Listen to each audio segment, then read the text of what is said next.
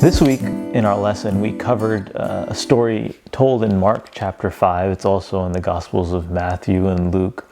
I want to focus on just one of those characters for today's lesson, and that's the woman with the flow of blood for 12 years. Mark starts off in this story letting us know that Jesus had just come back from Decapolis, and he had healed a man of demon possession. And Jesus is coming back on the boat to the other side of the sea to Capernaum. And there he's met with people, knowing that he's coming, met with a large group of people. The Bible says a multitude of people come there. And one of those people ends up being Jairus. Jairus comes there coming to Jesus, asking that Jesus would heal his daughter. And so as Jesus is now on his way to go heal this man, this ruler of the synagogue, this wealthy, well-to-do, well-respected man in the community, Jesus is on his way there, and people are following Jesus as he goes to Jairus' house.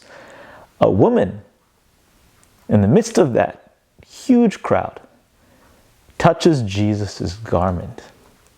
What's interesting in all of this is that Jairus would have come to Jesus with the most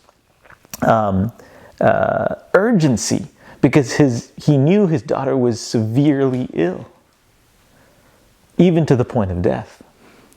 Yet here in this moment, as Jesus is walking there in this urgency, he stops. We talked about stopping to show our faith. He stops in the midst of this multitude on his way to go heal a young girl to ask the question, "Who touched my clothes?" And as people are looking around, disciples are like, "Well, Jesus, there's so many people around you. What do you mean, who touched your clothes?"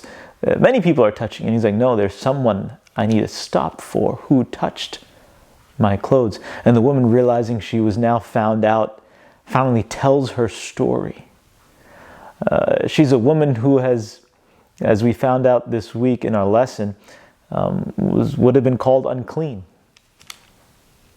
Someone who had lost all that she had. The Bible tells us she spent so much to find a cure for her sickness, and no physician could help. She, in her desperation, came and touched Jesus. And even though Jesus was in a hurry to get somewhere, he still stopped to find out who this was.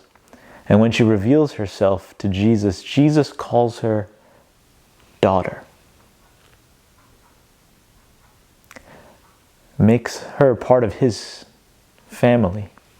He stops and he recognizes her and hears her story. And then he says to her a word of blessing. He says, "Be of good cheer, because your faith has made you well. Go in peace." Jesus stops.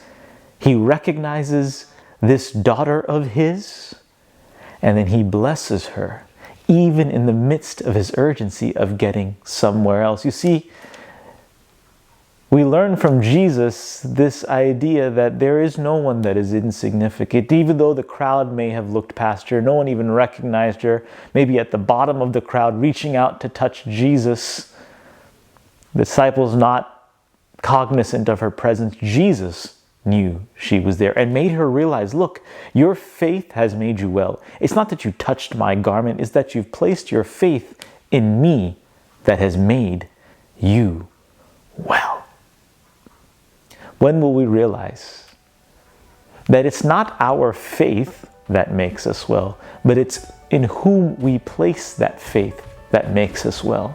And when we, even in the midst of our desperation, even if we think Jesus cannot see us in the midst of his urgency to get to someone else more important, we realize you are just as important. And if you would reach out in faith in this Jesus, he can make us well.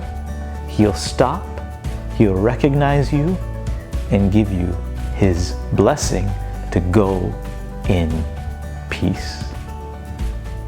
I hope this story speaks to you, and that today you will realize that Jesus has stopped for you, he's recognized you, and he's blessed you with his presence.